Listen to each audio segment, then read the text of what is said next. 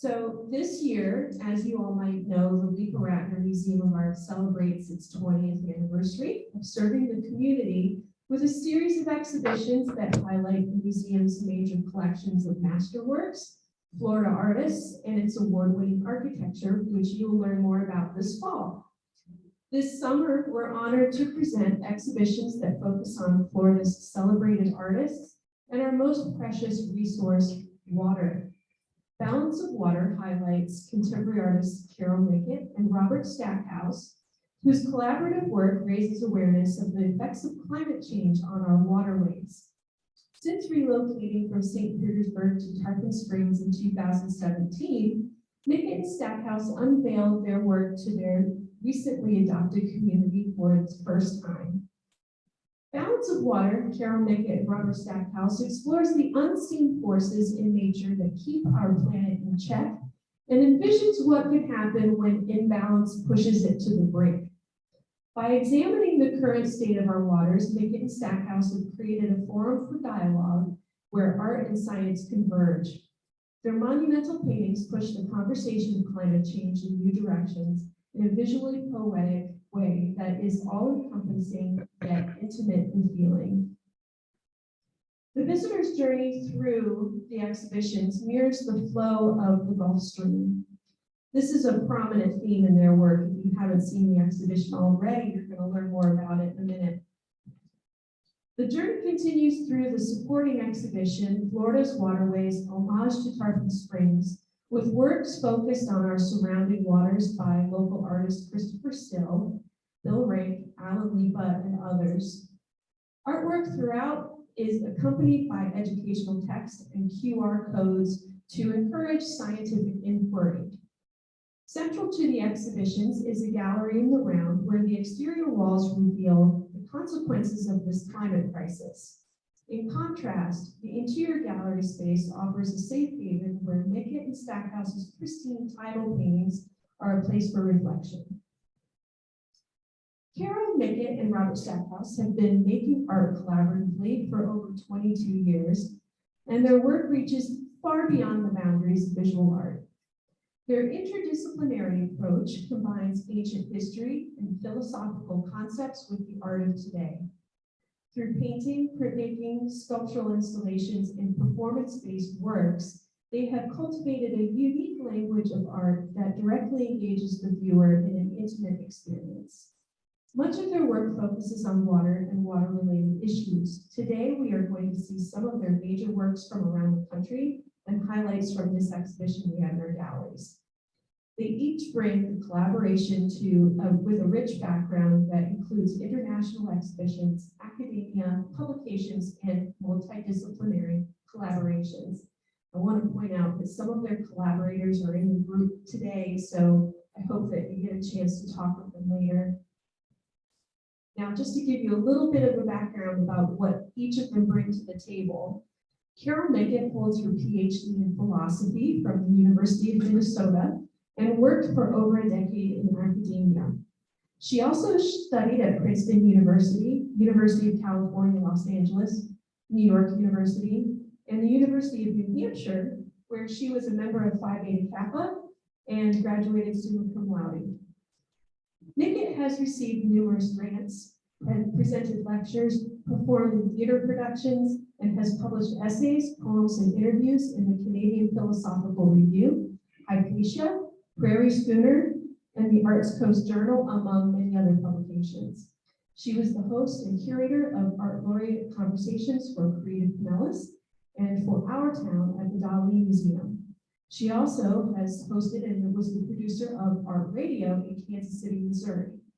Mickett currently sits on the Tarpon Springs Sustainability Board and the boards of Pinellas County Urban League and the North Pinellas Advocates for Racial Equality. Now, for Robert, Robert Stackhouse is an internationally known sculptor, painter, and printmaker. He holds an MA in art from the University of Maryland and an honorary doctorate from USF, where he was part of USF Art Department's first graduating class in 1965. Art department, right? With a background in architecture and art, Stackhouse has held endowed chairs at the University of Denver, Hartford Art School, and the Lamar Dodd School of Art at the University of Georgia. He is Professor Emeritus of the Corcoran College of Art, where he taught from 1966 to 1987 and oversaw their BFA program. His work can be found in museum collections around the world, including the Museum of Modern Art, the National Gallery of Art in Washington, D.C., the National Gallery of Australia, the Phillips Collection, and the Hirshhorn Museum and Sculpture Garden. That's just to name a few. USF's Contemporary Art Museum holds his edition print archive as well. Mickett and Stackhouse were the 2020 Creative Pinellas Art Laureates and received Creative Loafing's Best of the Bay Critic Award for science conversations they conducted during their exhibition Expanding Waters, which was held at the Creative Pinellas Galleries. They were artists at sea in 2021 aboard the Schmidt Ocean Institute's ocean research vessel Falcor, which you're going to learn a little bit more about soon. Most recently, they collaborated with choreographer Paula Kramer, dancer Helen French, and musician and composer John O'Leary for Beacon 2022. And we're honored to have Paula Kramer in the audience with us today. So be sure to say hello to her later. Now, we are incredibly fortunate to have Mickett and Stackhouse in our community here in Tarpon Springs. It is my absolute honor to introduce you to them now.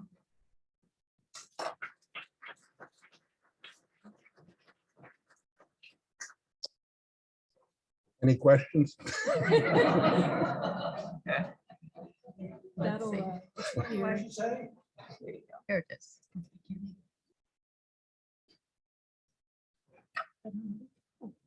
Oh, I need this. Do I need this? Can you hear me? I need this? Yes. Okay, so I'm Carol Mickett, And I'm Robert Stackhouse. and this is, this is Balance of Water.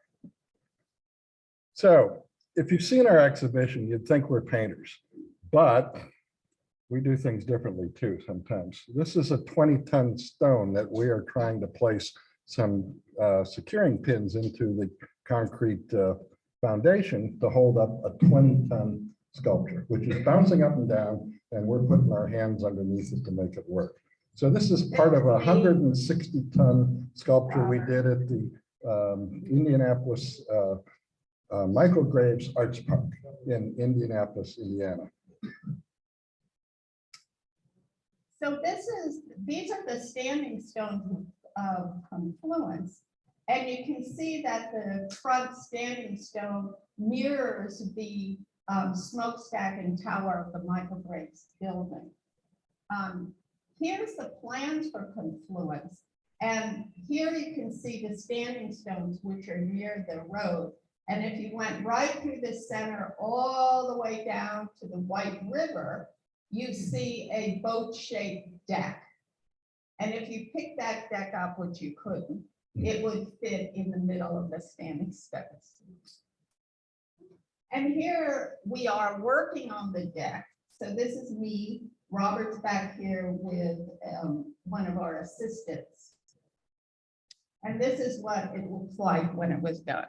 So originally our intention was that because we knew we were working along the White River as the inaugural sculpture for the Mangroves Arts Park, we thought we'd put the whole thing on the bank of the river. We knew the river overflowed in the springtime.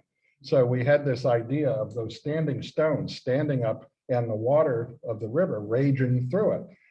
That was just a great idea until the engineers said, if you do that, it's going to be so heavy that probably it'll all wash down the river.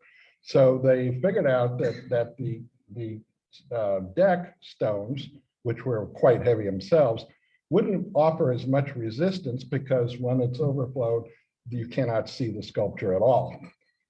So when we were working on the deck, I was down there with an assistant who was a student who had just graduated from Ball State in architecture.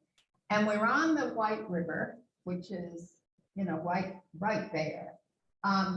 And we were talking about the pre-Socratic philosophers, right? I was a philosophy professor. One of my specialties was ancient Greek philosophy.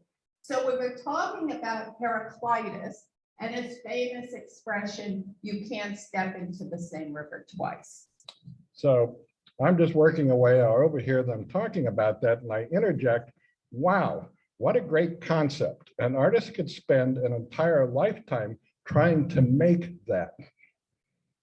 I, of course, having taught a million intro to philosophy classes, just rolled my eyes and we forgot about it. Until this. So this is a one room of In the Blue, which was a 4-room installation and was then the Art Center, now the Morian, in St. Petersburg. So it's a 3-dimensional version of what it might be like to be in the water. And so in this particular case, it's very turbulent water. There's another room where it's just the framework alone without any of this other stuff, without the cacophony wood, and it's called calm. And so we go through the various stages of water that way. And to complete the whole idea, 2-dimensional, 3-dimensional, this particular painting, which is in this exhibition here, is not unlike that sculpture to us. In other words, you immerse yourself in the painting as well as you could in the sculpture. And this, just to say, this image has been reproduced many times and is in this art history book, textbook called Gateways to Art, which we know they use at Hillsborough Community College and other colleges around, and may indeed use in this college. So we're very proud of that. So 2-dimensional, 3-dimensional. This is a commission that we had about 5 years ago in Richmond, Virginia, and it includes a 3-dimensional stainless steel and glass sculpture in front of a mosaic on top of stainless steel lines embedded in the floor. This is the mosaic. It's 5 panels of the rapids of the James River. So the James River comes up from the Atlantic Ocean, goes past Jamestown to these rapids. These rapids are in the center of Richmond, Virginia. So when the big ships would come up, they would encounter the rapids and couldn't go any further, so they would stop, offload. And this is a very common way that communities get founded all around the world. This is how Richmond got founded, because of those rapids. So they wanted to still go west, so they built a canal. It was surveyed by George Washington and was the first canal in the United States. Here you can see a close-up of part of the mosaic, and you can see it's very whooshy. We told the mosaicists who we worked with in Munich, Germany at Meyer Munich, that it was all supposed to sound. That's why it's called river sound song, and it was supposed to go whoosh, whoosh. And you can see how big it is when you're there. Like, this person is not short, you know, it's very big, and you feel very encompassed by this water. So Clear Passage is stainless steel and 72 pieces of glass. It's very heavy, but it was designed, as this whole project was designed, before the building was constructed. We actually worked with the design team in Chicago in their offices to produce this piece. And before this floor was even poured, before the concrete was poured, we had the foundation of the sculpture embedded in the infrastructure of the building itself. Now you can imagine all that glass up top. You want to make sure that engineering wise, it's all has its structural integrity. So the piece is boat-like, and in reference to that canal, the bateaus that went up and down the canal were one directional. They couldn't go back and forth. They had to come into what was called a turn basin and turn around, and that's where they also offloaded. This building is on top of that site. They filled it in. So this is to sort of commemorate the feelings of of that, as well as maybe being in the water, is the refraction and the refractions of the glass structure. So you can see the flow lines that we embedded in the floor. Now, if you go out the door, these flow lines actually go to the end of the curve. And if you were to follow them about a half mile, you get to these rapids. And if you get this way and follow them out to the curve and go about 3 blocks, you get to the Stackhouse. And that was designed by Thomas Jefferson. I mean, it's a very well-heeled city here. And so we have the flow lines connecting the geographical reason for Richmond. Then they connect government, which organizes the city. It flows through commerce, and then is all held together by art, which is the spirit of every place. So continuing with two-dimensional, three-dimensional, this is a very large-scale installation we did last year, and it's three-dimensional installation made out of, if you notice, two-dimensional parts. The ring itself, which is aluminum, is 12 foot tall. The paper walls are 12 foot tall. You can walk through them, see them, you can walk around them. And as you walk in through around this, you can go all the way back to the back wall with an 11-foot painting of the moon. Now, if you walk back there and you turn around and look back towards the rest of the space, you look through the curtains of the paper to the ring, and it shows the influence of the moon looking at our troubled waters. And here's the triptych. It's out in the gallery. I guess you've all seen it. And you see in the middle, in balance of fire, our waters are on fire because of climate change. And you see the sperm whale fleeing because it's so hot. And there are indeed sperm whales in the Gulf of Mexico, females. And then the mighty ice cube tray coming to the rescue. So early in 2000, we moved to St. Petersburg. And I hadn't lived in Florida, so I became terrified of hurricanes. And I knew that if the waters were hot, that hurricanes would intensify. So those of you who know me, what would I do? I try to fix it. So I said, how do you cool the water? Well, you put ice cubes in it. But this is where the ice cubes all came from. So this is a map of the Tampa Bay, and you can see the barges bringing ice cubes out. But this will work because the barges are using fossil fuels, which, excuse me.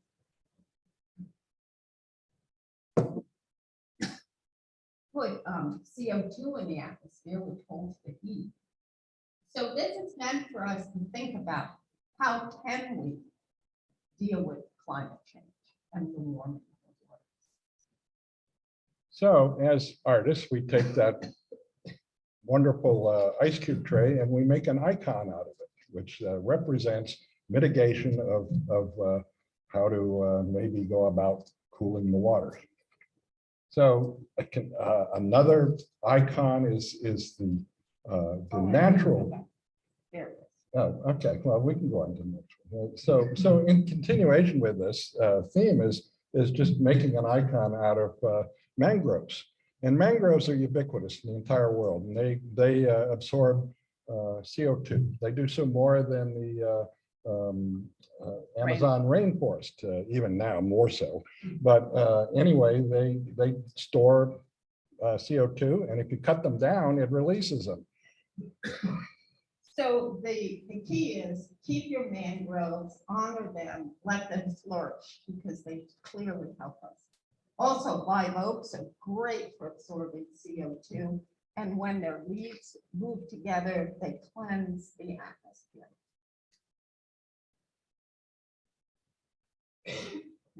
You've seen this in the gallery if you've been in there. It started out, you can see it has a, well, it doesn't say it on this, but we started this in 2008 and we've painted it again just this last year. So we've gone back to the same image and modified it somewhat.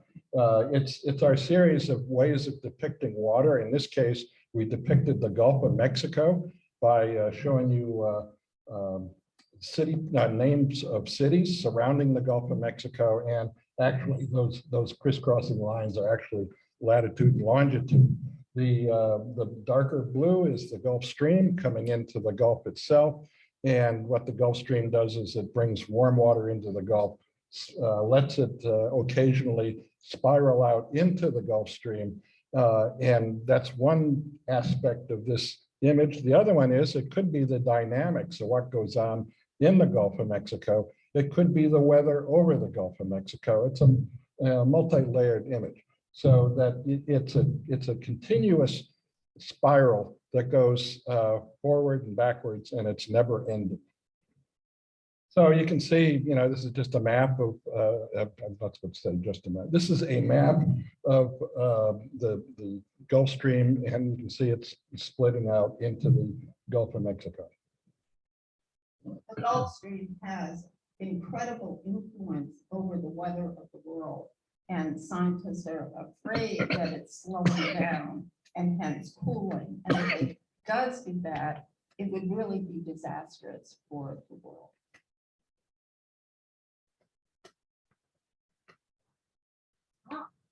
Cooling vegan. So you see this as you go into the gallery. We were asked last year, right before we went on the Falcor, to be judges for the senior show for the Magnet Art School for the county, which is located at Gibbs. And we were to give them an assignment. So we said, choose an artist from art history and assume that they're very interested in climate change and make the art that you think they would make. So we chose Monet's Water Lilies. And you can see that instead of water lilies, we put ice cubes because we would want to, as Monet would cool the waters. So Monet has nice blue waters, and we see that we have,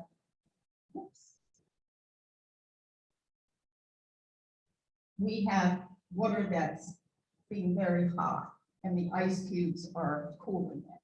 So cooling even. It took us 15 years to paint this too. No, but it took Monet 15 years. Or so. So Breath of Influence was not just a sculpture. It also became a place for performance. And in this case, it was designed for the performance of dance and of theater. So this is a photograph by Tom Kramer, who happens to be in the audience. He's going to have a show here in next year, beginning of next year. And it was a choreograph by Paula Kramer, who's also back there. And the dance was with Helen French and CV and Rachel Lambright. And it was music composed by John O'Leary and performed by him there. It was stunning. And we all got along so well together that we did another performance. And this was at Beacon 22, which was just in April. And again, choreographed. This is a rehearsal. Choreographed by Paula Kramer, danced by Helen French, John O'Leary, composer and musician. And there we are looking at the image we're going to be using. And here's Helen dancing at the performance in the heart. And here she's emerged in the image. Now, this is the image that you see on the background here is a print. It's Carol found it in the vaults of our prints and had immediate reaction to it to be used in this context. And it's a print of a sculpture. So it's that 2D, 3D thing again. This was a 30-foot long sculpture that you walk through, and it was done in the Biennale of the Sao Paulo in Brazil. And the print then was modified for this purpose so that you get the sense of Helen dancing into the structure, going into a 3D structure like the structure was intended, but because it's a projection, she's able to dance into the projection. And the costume was picked because of this projection as well. So she became immersed in the sculpture and then came out, but it's only a print. So we are enlarging what the experience is of the kind of art we make, and by including music and dance and projection as well, and enhancing this two-dimensional, three-dimensional way we have about looking at things.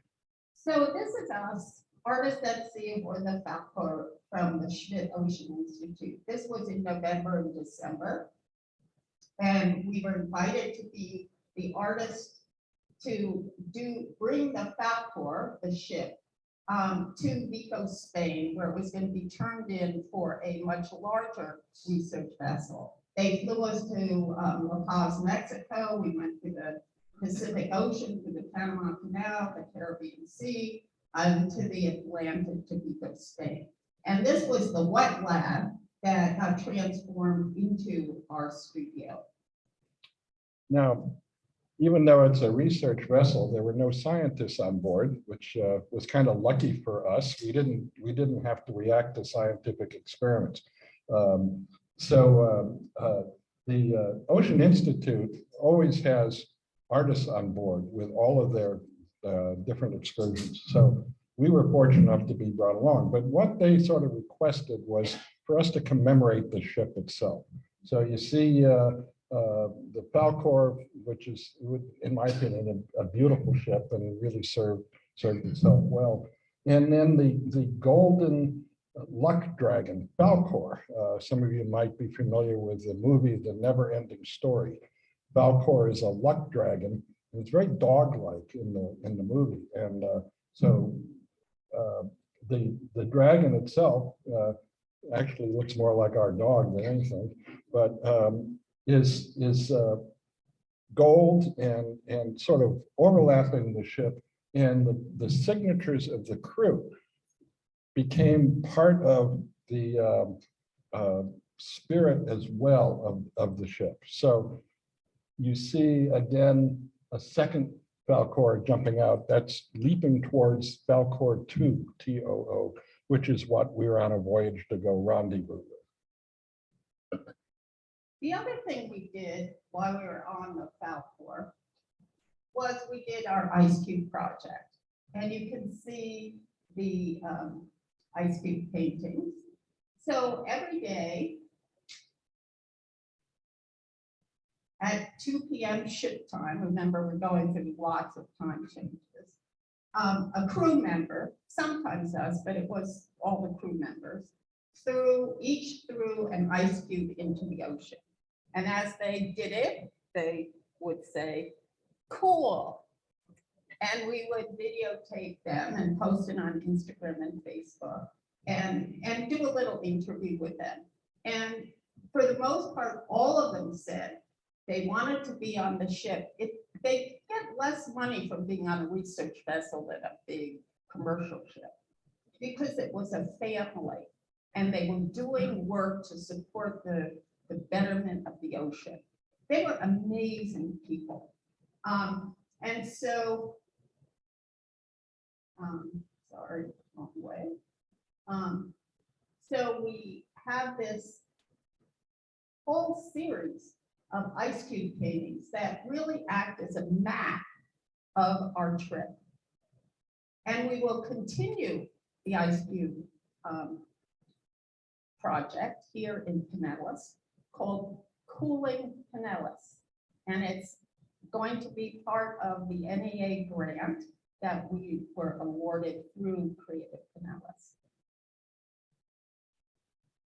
So, full circle back to the pre-Socratics. So the first person that's called the first Western philosopher is called Thales. And he made the very brilliant statement that everything is water. And when you think about it, it actually makes a lot of sense. And we, of course, embrace this. And we know about it mostly through Aristotle and metaphysics.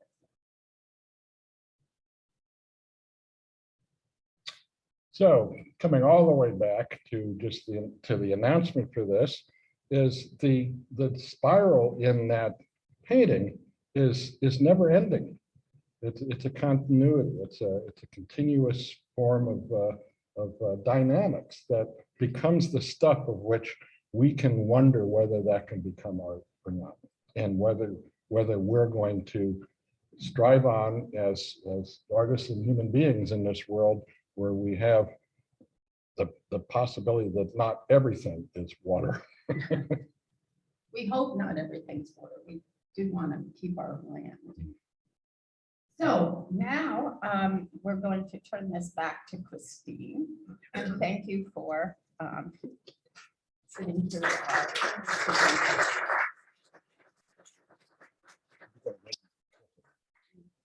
That was amazing. Thank you so much. I just could sit and listen to you all day. I'm gonna swing over here, and we have, part of the program is that we will, we have a few conversational questions, things that I personally was curious about and thought other people would be curious about. And so we're just gonna talk about that a little bit and open it up for questions and answers with the audience. So if you can bear with us a little, I can come over here to you guys. Robert's going to sit down. The Thanks for a long afternoon. First, I want to ask you guys about your collaboration, which I think is pretty magical. You have this great synergy in your collaboration, and trust must play a big role in what you do. How has your creative journey individually influenced your collaboration? Like, what is it that each of you bring to the table? Well, I mean, I of course bring all of my background in performance and philosophy and making art. And it was the case when we first started collaborating, there wasn't much trust because we really hadn't worked together. And it was fairly explosive because it is the case when you collaborate, you have a lot at stake.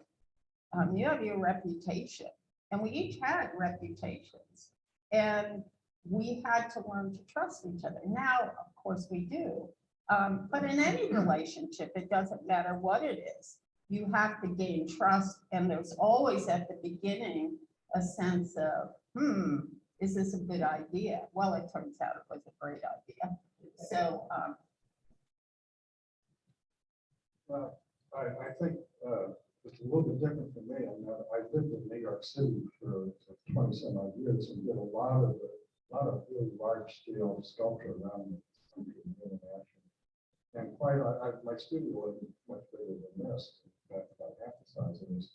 So I couldn't build the sculptures there. I had to build them on site. And so I had to collaborate with somebody on the other end. We had to order all the materials, get a work plan together, get volunteers together. Then I had to do the drawings and imagine what would go on, how to schedule it, show up, and the next day, the team would come and photograph us unloading the truck, and then that would be it for me. And then we would build the sculpture in about 7 days or 10 days. I'd hop on a plane, fly home, and never see it again. Now that was a way of really learning how to collaborate with other people. And then the other thing was that I started being invited to do work with master printers in print world. And that's a major collaborative effort as well. I mean, master printers just reproducing my art. I'm doing exactly what that print studio wants me to do. So it's a collaboration between the two. So I was a little bit more used to that aspect of it. However, we still got into big fights. The best one was I did just after we got married. As a matter of fact, I have to say that our longtime and trusted studio assistant, Thaddeus Root, who some of you might know, he answered once when somebody said, "What are they like when they start collaborating?" And he said, "I don't know. I always do things." and now Thaddeus collaborates with Desmond Clark, And we laugh at them because they act just like we did. Do you guys leave the room? When they? No. They amuse us. Well, that actually brings, of course, you probably have answered half of the questions that I already were gonna ask you, but, that does bring me around to your artistic process and your technique. What is usually the catalyst of how you start a work? What sparks that idea? Or does it come from somewhere? Like if it's like something out of philosophy, or is it more of a continuation of your the projects that you're working on with water? I think it depends upon the project. So, so for Cooling Giverny, we looked through art history books. You know, we know our history, but it was like, okay, let's see what we want an artist from art history. Let's look. And then I think it was Robert. He said, let's do the water lilies. And I was like, yeah, brilliant. Let's do that. Sometimes I'll have an idea, and sometimes Robert will, but oftentimes in a big project, we sit down and we talk, we write notes, we just keep, you know, thinking about it. With respect to the last dance project using that print, we were stymied. We didn't know what to do because we couldn't really do a structure because it was a performance. And there were lots of performance, other people performing. Why, I don't know, because what Paul was doing so brilliant. But it was like, what are we going to do? And this print, which Robert had done years ago, I think that maybe I'd seen it 3 times in my life. I woke up one morning from a dream and I said to Robert, I know exactly what we're going to do. Here's it. We're going to find that print. That's it. And it worked. So who knows? I think our backgrounds sort of indicate a lot about us. I mean, Carol really uses her mental capacity and creative capacity that way. You can structure things. I tend to go a little bit linear in that I sort of operate off of a sense of a body of work that I try to find a connection to what we do today, right now, with what I did in the 70s or the 60s. And that's a continuous thread that runs through. Now, since we've started collaborating, I have to say that most of the starting concepts and the detail to that has come from Carol. And she quite often will, probably a little bit too much about this, but we don't like to tell anybody what we do. Who does what. But I think she's really good at coming up with things that are related, as I just said. I mean, they're based on our body of work. But she comes from this side and that side, because she's trained to do that. Right? And what I'm doing is I'm just trying to make sense of how, like when I said, wow, an artist could spend a lifetime trying to make that. I mean, my thing was, you can't make it. It's impossible to make that thing. And that's what was exciting about it. Because you can try to make it, and what comes out of that is wondrous things. So that's one of the, I think, my philosophy of art a lot is that just because it's not possible to do doesn't mean it's not worth trying. And as an artist, those kind of attempts, that's where your creativity comes from. By doing that, you're not doing the normal same thing. There's certainly a difference between our 3-dimensional work and our 2-dimensional work. I mean, when you build a sculpture, like one of those big things, you've got real practical concerns, right? It's got to stand up, it can't hurt anybody, it's got to be embedded in the ground, those big standing stones. when we put that big standing stone in, right, we had these stainless steel pillars and the crane guy had to put it down and we had to put these shims in and all of this. And they were having a meeting with all the engineers for the park because they were building the park.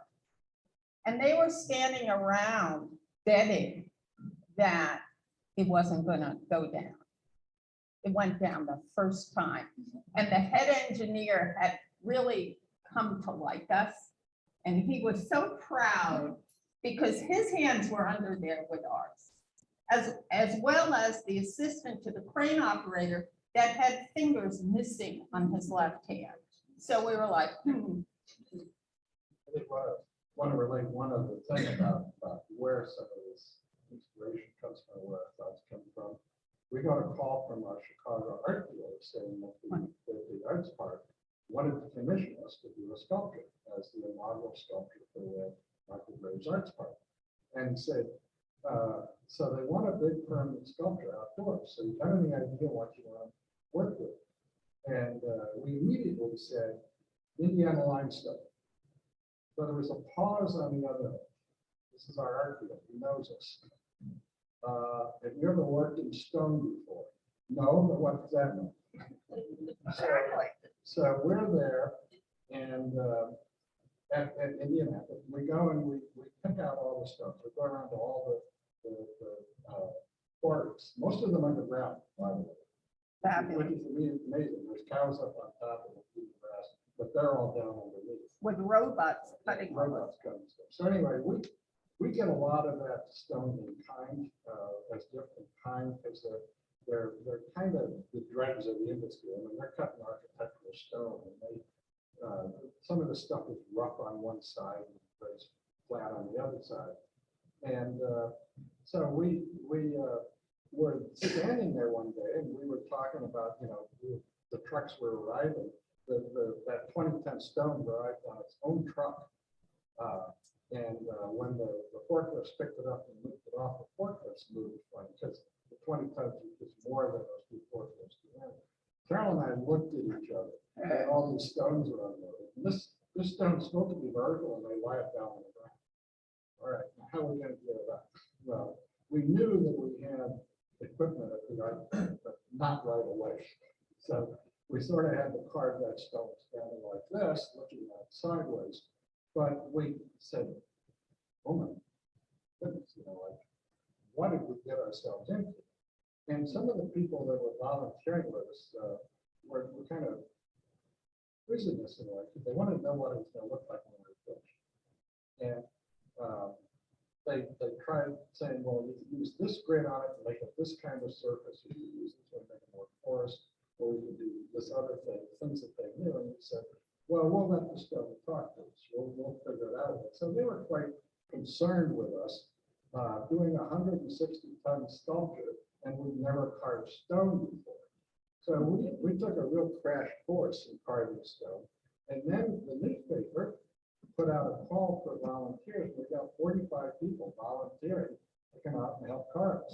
They didn't know anything about it either. So we got a lot out of it. Carol was really instrumental because a lot of the people that came out were women, and we worked mostly with a mallet and a chisel. It was really great. So many volunteers. And so one woman, one of the smaller stones, that was her stone. You were not allowed to touch it. And she went away for a week. She said, don't let anyone touch my stone. Okay. And it was, we had one gentleman come, older gentleman. He came with a bucket and he said, you know, my wife thinks I'm crazy, but I didn't think I'd ever be able to work on a stone sculpture. So he came with a bucket, and every day he came and cleaned up all the shards every day. And he was so happy that he got to work on a sculpture. And so we had big celebration afterwards. And we tend to do that with our big sculptures. We include the community because it's their sculpture, really. I mean, we aren't going to be around except for the building of I know, that's incredible though. That. Oh, plus our dogs were there. That's always helpful. I have a couple more questions. I know we will probably be running over time, but because we want to make sure that you are able to ask questions too. But I had a couple of points I wanted to make. With your influences, you were talking about Cooley Giverny, which introduces the exhibition, and it's a great art historical reference that links Abraham Ratner, Claude Monet, and the art of today, which is an incredible full circle moment. When you know, as you find, I'm sure you've seen, we have a picture of Abraham Ratner in Giverny in 1920 as a young man when he lived next door to Monet and would watch him paint from the sidelines, and he would work on his waterways. It's interesting to think how artists from 100 years ago would interpret our world today and what their art would look like. If you were transported back to 1920s, what would your art look like? Well, if I were transported back to the 1920s, my art probably wouldn't look like much of anything because women weren't really doing art. So odds are that Robert would be, but I wouldn't. But I'd say probably my biggest influence as a young artist was Louise Nevelson, who I saw as an undergraduate come, and Louise Nevelson's a sculptor, and I was at the University of New Hampshire.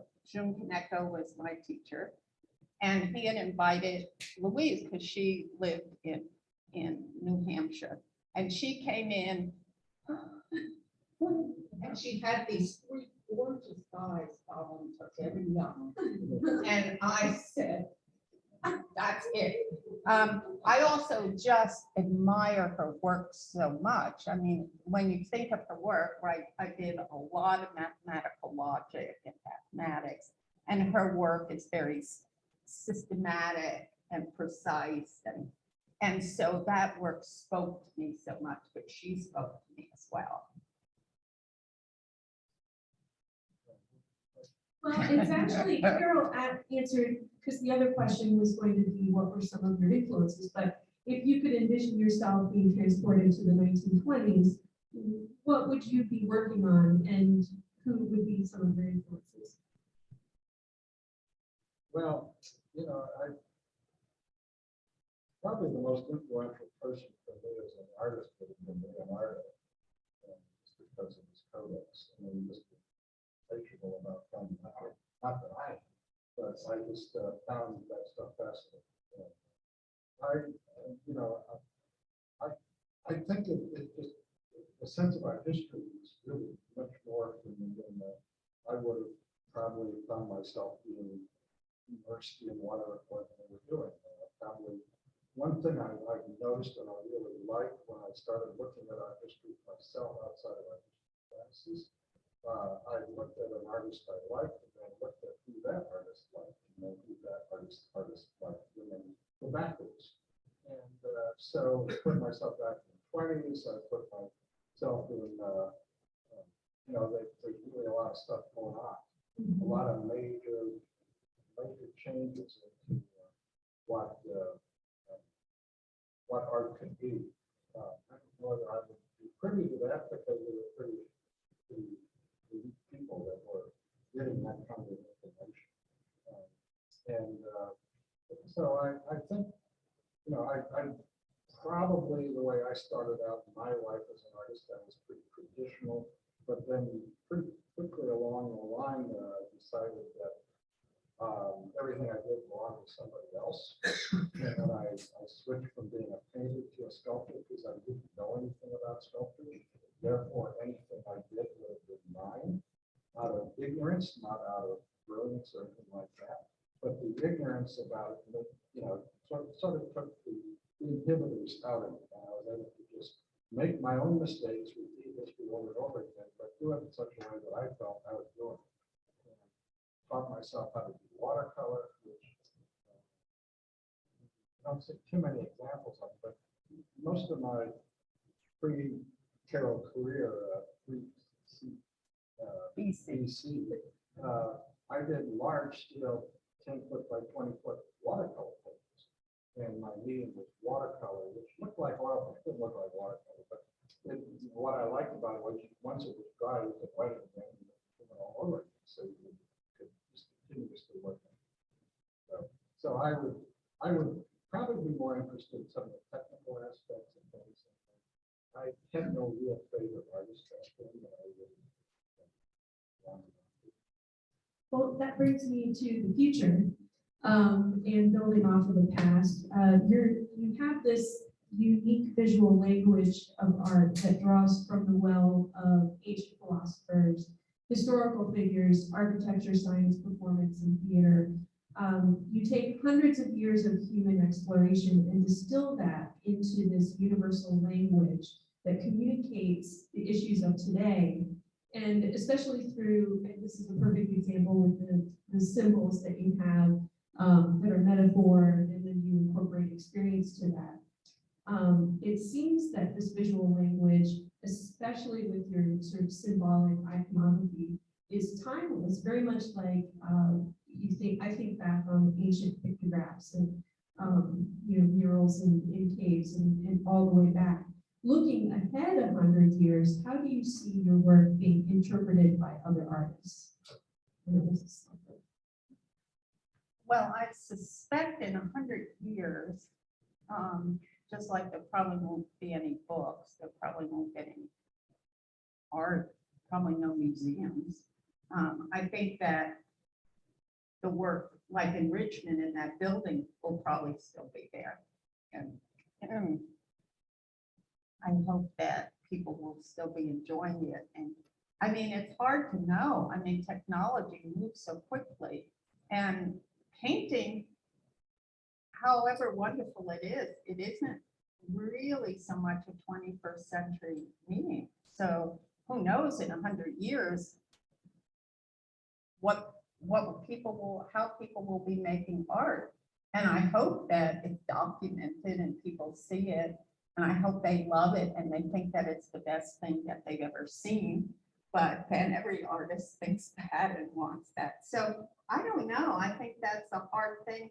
I mean, we think often, what's going to happen in a year or 5 years? What are we going to do?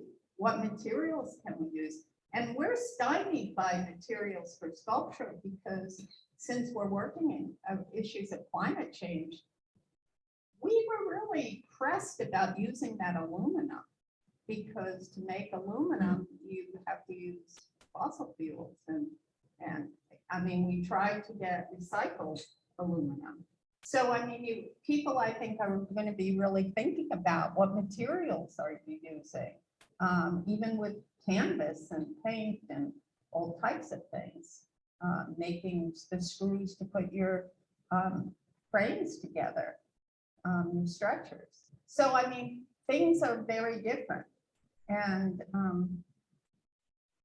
who knows? Well, I'm going to use the body of our work.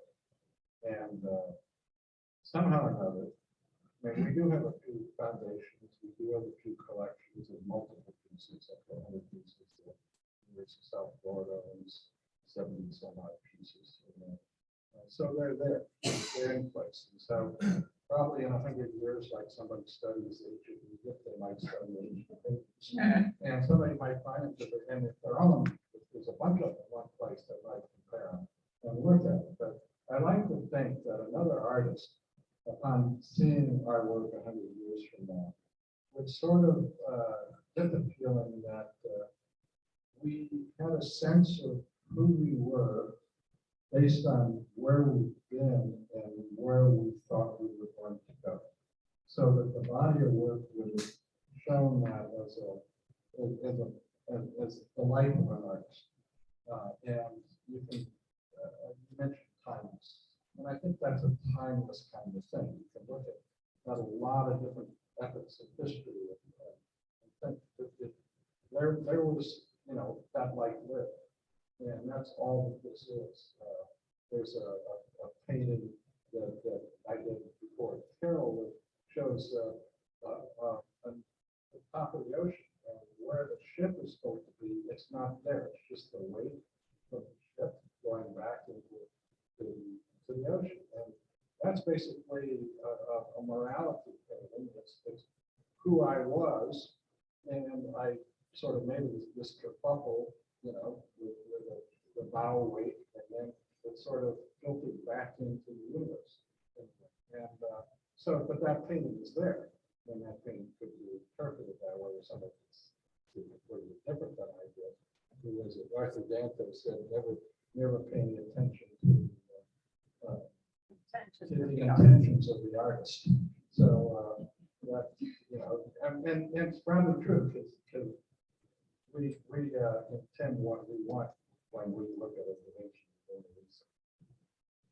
I think that brings it to a good point, that just making one last point, that your work is also, you have the physical object, and, you know, in the future, this documentation is so important, but there's also an ephemeral side to your work that is working with the community and doing the participatory side of it and the collaborative side of it. Like working with the crew in the Falcor, who they weren't artists, you were involving them in your process, and then you forever influenced them in a way to think about things differently. And I think that's pretty infectious the more you work with people, and your ideas kind of spread through the community, and other people think about what you're doing. And this, in your case, is sort of the catalyst of raising awareness of climate change. In our exhibition, just as a side note, this Gulf Stream, which is this blue ribbon right here, is a way for visitors in the footprint of the exhibition to become a part of the Gulf Stream and kind of travel through the exhibition as it winds around the galleries, and it ends up winding back towards the equator. And you just we weren't able to do a sculptural, big, fancy installation, but in our own quiet way, we wanted to make sure people had that experience by giving them a space to meditate, which is in the center gallery with the Greek text. But also, as you exit that gallery, most museums have you exiting through a gift shop. We have you exiting through what you see if climate change pushes us to the brink, and you're forced to be confronted by this flaming water and what's happening to this poor whale that that Carol's been so protective of. And it really, hopefully that touches you on an emotional level, and helps you, walk away and try to make something of that and take some action for yourself. So we hope that that ephemeral experience will become something that influences you all. With that, if you guys are still willing to sit with us, and if you have any questions, we're happy to bring the microphone to you. If you want the microphone, Sherry? No, I can talk loud enough. It's interesting that when I got home last night from the Dawson tour for the collection, the National Geographic copyright. There's 2 articles in here that pertain specifically to this exhibition. And undersea splendor under stress, and they are addressing the warming climate around the Philippine Islands. The other one has to do with fishermen, having to do with trout, that their waters are changing. So my question is, we still have donors that do not believe that climate change is happening. And we have, as human beings, tried to address it in several different ways, through art, through magazines, through books. How can we break through and get our governments to do something? the younger people got together, and I had a lot of hope that they were going to succeed. Mhm. But that seems to appear to. So I think that we just keep doing what we're doing. But I think we see in local governments, people doing things, addressing the issues about here in Tarpon, sea level rise. I mean, everybody knows it. We've got those king tides that, you know, come over all our docks and flood our streets. And the local government is really addressing those things, changing out the septic tanks and getting rid of them because they're flooding and everything that's in them goes into our water. We're really trying to address the issue about red tide and so on. And I think it really is the local governments that are doing the heavy lifting now. We see a huge push to thinking about cars differently, electric cars and maybe hydrogen cars. I mean, we have an electric car. I sat on the sustainability committee and I felt guilty driving a car with gas, so we got rid of it. So I think that those things work on us individually, and I think locally is the thing to do. Local is always the thing to do. And I think that when we do it locally, it, instead of trickle down, sort of trickles up. And I think that's the most we can do. Elect people, vote for people who get it, and unify ourselves with that. I mean, one of the things that also is significant are the epidemics like COVID. We're getting more and more of that because of climate change, because animals are being pushed in and animals are transferring viruses to humans. That's all because of the changing in the environment. So at some point, there's going to be a tipping point where it's going to become clear and people are going to en masse. But now we just each have to keep doing our bits. Thinking about solar, thinking about planting trees and keeping your mangroves. And hey, throw an ice cube in the water. Those for saltwater ice cubes, by the way. Oh, yeah. Brought that up to us sometime. They're putting more water in the ocean, making it longest rise. But the research vessels have spigots that are just nothing but salt water, because research vessels in their own universe, they'll make everything on board those ships, and we even have that 3D printed ships. But I think one thing too about the alarm of the oceans is we know more about the surface of Mars than we do about the bottom of our own ocean. And it's very difficult to get to, it's very expensive to get to, and it's just not part of our imagination because we can't see it.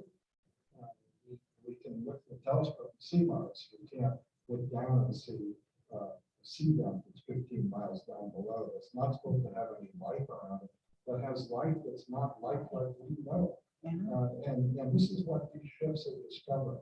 And there's a lot of them out there, but their discoveries are so pinpointed in what they're looking at. Scientists like to study one of the key microbes for the rest of their life, and not the bigger general picture. But I think the awareness of the ocean, the awareness of the environment, things like that, it's not that long. I mean, I remember when I was very young, we didn't have these words, but have now to protect the environment.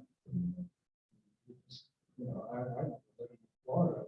What's a hurricane's on us? We didn't know a hurricane was coming. It just happened, ducks and those things. And then, well, that was a good one. So we can forecast it. We can see it now, but what in a lifetime? And in a lifetime, the information of the vastness of the ocean, learned through working with scientists that they don't have a Atlantic Ocean, a Pacific Ocean. That it's the ocean. It's just like the air over the United States is not United States air, and the air over Mexico is not Mexican air. So those are distinctions that we have to sort of get a little bit more used to. The ocean is the ocean. The Gulf of Mexico is the ocean. Tampa Bay is the ocean. They're all the same. It's all the same thing. And so how we address it is something that's going to take generations, I think. It has to get worse for it to get better. I think that's one thing. Happens to get people to pay attention to it. We don't know any more than really anybody else. We know just very few things. The way we get a little bit more information is what Terrell does. We did this at Pinellas last year with expanding water. She had how many panels of scientific experts talking about this relationship to art. And that's how you deliver it out. It doesn't have to be delivered as scientists, scientific information out to people. It can come through the world of art, it can come through the world of music or other kinds of human endeavors. That's spot on. And I think, through alternative ways of learning, like through experience and creative experiences, is a great way to educate people. And that's why we try to present sort of the scientific side of that in the exhibition through little interactive components here and there. I also think, until it hits someone's pocketbook or affects their own personally, they're not really going to, really take it seriously. And it's starting to happen. I mean, even the war that's happening right now between Russia and Ukraine is spurring more oil drilling and causing more carbon emissions more than ever because of, there's a crisis with the oil and it's affecting our pocketbooks. And so it's a cycle that is going to keep going. And I think people are starting to take notice of that.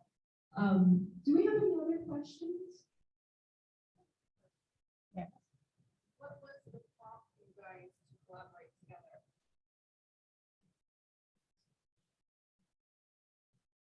We were both living in Kansas City.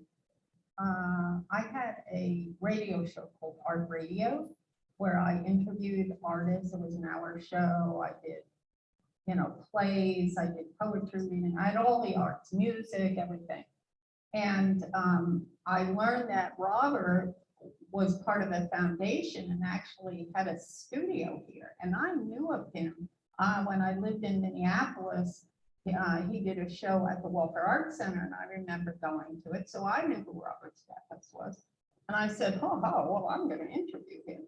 So he was on my show. And then, and it was a great interview. And then his foundation, I don't know, 6-8 months later, hired me to make a movie about him.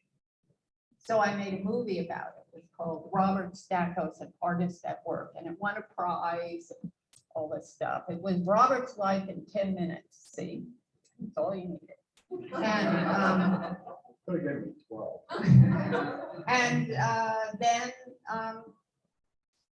we started working on paintings together, and we just decided to collaborate. What happened was we went to, you received the endowed chair at University of Georgia.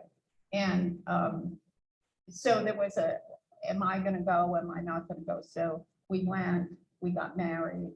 And then when we moved to St. Pete, I was asked to go to New York and do a documentary on some ballet dancers. And we had just got married, and it was like, okay, if I go do that, I'm like gone, right? I'll be in New York for a year or more. And so at that point, it was, okay, if we're going to collaborate, let's make it official and actually do it. And so we chose to do that. We're glad you did. That's amazing. Did we have any other questions? You had mentioned that you wanted to make your own art, and so you kind of did a whole new, if you went to art school, learned, and then you wanted to do your own thing, is that right? Well, sort of, yes. I mean, I was taught very well how to paint. Oil and we really experimented with acrylic. Because back then, fish oil and bio acrylic. You could paint bio a vat of polymer media, and then something like that too. You make your own acrylic paint. So, but we did that. We learned how to use it and learned the little effects of it, just like the little effects of oil paint. So,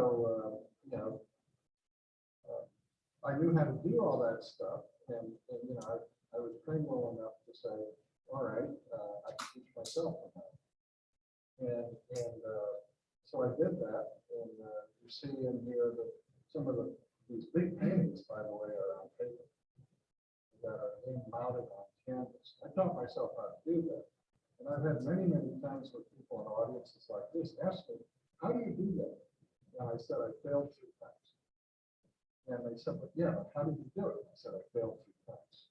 So that was my answer to it. I mean, I failed 3 times. I did it wrong 3 times, and the 4th time it worked. And there was no rhyme or reason for it other than that. And that's how I learned how to do watercolor. But I have to say, I already knew how to make art. I knew how to go from here to there to make it look good or to make it look like something. I understood the techniques, but I knew the history of it. So it was something that I was pretty confident about, and I was kind of surprised they all just figure it out. I thought, you just put the paper on a piece of canvas and look how hard it is. You should have seen the mess it made. And these paintings were watercolor paintings before they were mounted on canvas, so I had to teach myself that too. And I also taught myself watercolor is not fragile like everybody thinks it is. The way you do it theoretically is you saturate the paper with water, and then you flip it upside down, you put it on the canvas, and then you weigh it down with something, and then you pull away, forget about it, even though it's got all these wrinkles in it. So that's So what was the desire for experimentation unknown? yes, and that's what a studio is for. Yeah. It's not a place where you make masterpieces. That's where you make a lot of messes, and then out of that comes stuff. And, that's how you move along. You get yourself in trouble. Maybe I'm fortunate. I was taught to be an abstract expressionist, right? And the mantra then, or the philosophy of being an abstract painter. I remember Harrison Covington over at USF telling me this: make a mess and then figure out how to get out of it. That's what abstract expressionism was. It was gestural, it was action, it was athletic, it was games, all that kind of stuff. And but you had to sort of make something out of it. Something had to happen that here's a word that I have to do one that resolve the image. And that was kind of the language of the time, like a mess to resolve it. So I was never very good at that. So my paintings were always pretty much representation of the abstract sculptures I did, but kind of literal paintings. So I found out that I was a little bit more if I could see what I could paint. Kind of a way of doing things, but I did abstract sculptures. So my paintings then, like that red image there, is very abstract, but it's a very literal painting of that abstract sculpture. So you can see, I just one other thing. You can see where Carol and I can really collaborate in this way. And she can. What, I can hold the microphone. She can present these issues, and then we have a response, call and response and stuff like that. That works, it doesn't work, all that stuff. That's true. That's where we go. We usually end up doing it her way. That's true. I think Barbara has a question. Wait, I think that's pretty well. And it doesn't here, this is a daunting experience for us. I don't know how to get through our tours because there's so much information here. So we'll try to do that. Thank you. And I wanted to say that what is the network of connections? And we connected to Abraham Rack. That is, I think, that is opportunity to go to become an art student. And he was a student at Northwestern University. We go around the corner to Harvard. There we decided to go into art as a career. I did not And know we're that. in Whitehall, I might be able to add something to that. Are you connected to me? Well, here's another connection. This fall, we're going up to George Washington University to the project in the courtroom. So it's going around all over the place. So I would just like to say that since no one else has any question, Robert and I have gotten this NEA grant administered by Creative Pinellas called Cooling Pinellas. And it's part of our Ice Cube project. And we're going to be doing it in Tarpon, Dunedin, and St. Pete. And it's a whole project about collecting salt water and making an ice cube. And then it's just a short version, I'm telling you. Then we gather together and we go out in kayaks. And we all have our ice cubes with us and we throw them in the ocean. Of course, you have to say cool, maybe you'll get a sticker. And we'll have t-shirts and all of this. And we'll videotape it. There'll be things about mangroves and climate change. And then at the end, thanks to Noelle Smith, who will be a curator of this, there will be a show at Fairgrounds in the new V.V. Dimmitt Gallery Wild Space.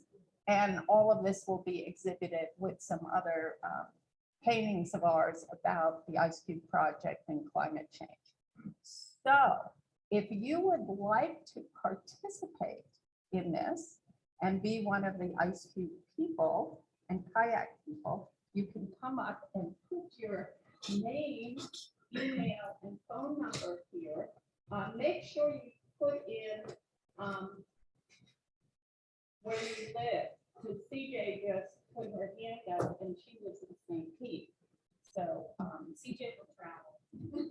Well, there's going to be Todd and Terry, we hope, are going to be the managers in St. Pete. We're going to have managers in all places.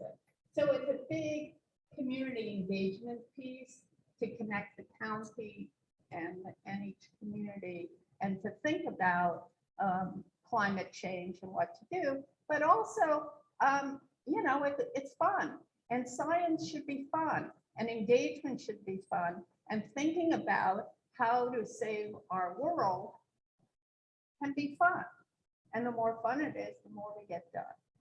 So I invite you to participate. Anyway, watch out for it. Yeah. It's coming. And just so you know that the executive director of Creative Pinellas is in that pink shirt there. Oh, pink shirt, Barbara St. Clair. Curator Noelle Smith is here. So there's CJ, the executive director of American Stage. So there's always celebrities here. And there's all sorts of people here. So thank you for coming. We're honored that you were all here. No, thank you. Thank you for participating.